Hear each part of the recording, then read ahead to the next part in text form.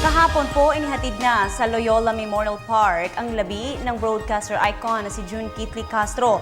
Doon po ginunita ng kanyang pamilya at kaibigan ang mga magandang alaala na kanyang iniwan. Yan ang pinag-usapan sa report ng aming kasamang si Dina Pagibitan. Naihatid na sa kanyang huling hantungan ang batikang broadcaster at tinaguriang Voice of EDSA na si June Kitli Castro na pumanaw noong November 24 dahil sa breast cancer. 4 na taon nitong pinaglabanan ang naturang sakit. Bago ito, isang misa ang ginanap sa ABS-CBN Chapel na nilahukan ng mga miyembro ng pamilya at mga kaibigan.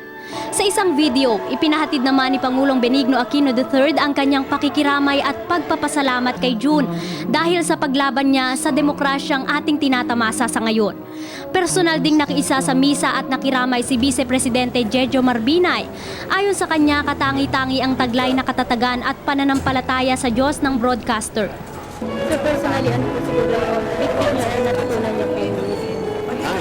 Yung katatagan niya, believe na believe ako sa kanya. Matapos ang misa, idiniretso ang kanyang mga labi sa Loyola Memorial Park sa Marikina.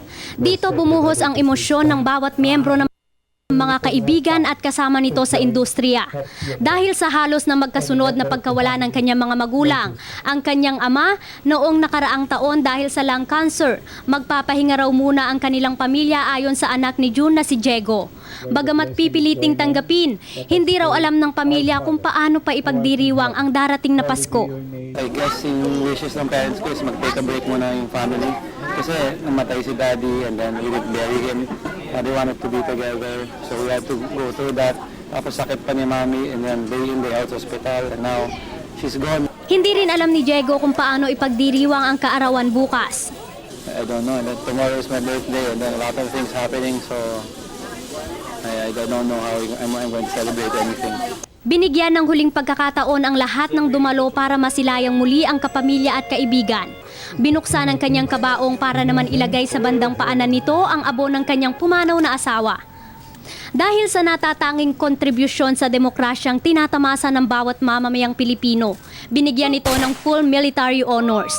Bilang huling pagpapaalam sa kanilang kapamilya at kaibigan, naghulog ng mga bulaklak at nagpalipad ng mga paru-paro ang mga nakiramay. Para sa Telebisyon ng Bayan, ako si Dina Pagibitan.